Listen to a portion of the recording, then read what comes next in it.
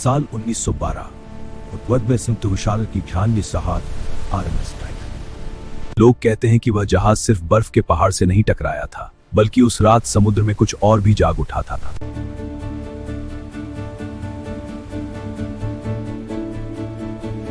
लोग नाच रहे थे। किसी को अंदाजा भी नहीं था कि कुछ ही मिनटों में खुशियां चीखों में बदल जाएंगी।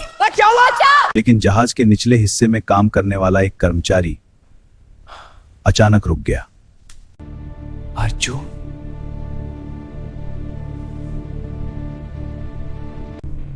वह मुड़ा। वहां कोई नहीं था। उसने सोचा शायद उसका भ्रम है, पर तभी थमा क्या वो क्या था। फिर जहाज जोर से हिला। बर्फ के पहाड़ से टक्कर हो चुकी थी। सबको बताया गया कि जहाज अडिग है, कभी नहीं डूबेगा। पर अर्जुन ने देखा कि जहाज के एक अंधेरे कोने में पानी के साथ कुछ और भी अंदर आ रहा था। काला धुंध जैसे कोई परछाई पानी के साथ जहाज में घुस रही हो।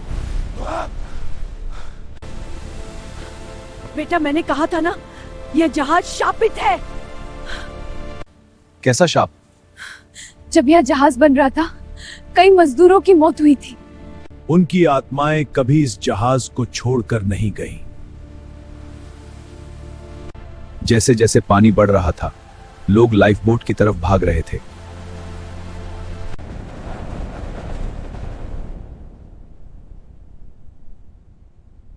पर जहाज के तीसरे डेक पर एक लंबा गलियारा था, जहां अचानक सब कुछ शांत हो गया। अर्जुन ने देखा।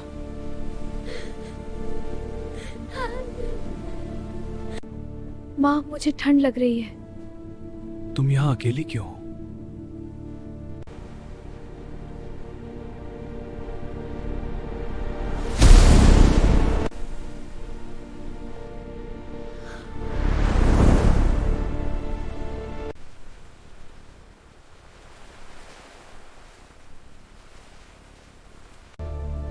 जहाज पर एक कमरा था जिसे हमेशा बंद रखा जाता था। कमरा नंबर 27।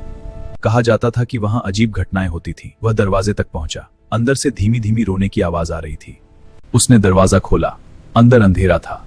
फर्श पर पानी था और दीवारों पर गीले हाथों के निशान।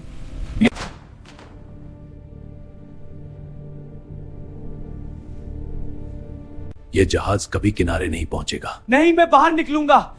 खुल जा। अब जहाज आधा पानी में डूब चुका था। लोग चीख रहे थे।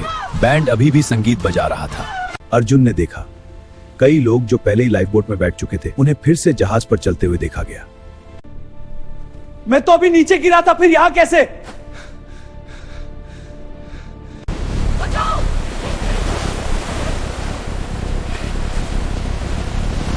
टाइटैनिक पूरी तरह से समुद्र में समा गया। पर कहानी यहीं खत्म नहीं हुई। जब जहाज डूब रहा था, हमने समुद्र में सैकड़ों चेहरे देखे जो पानी के अंदर से हमें घूर रहे थे।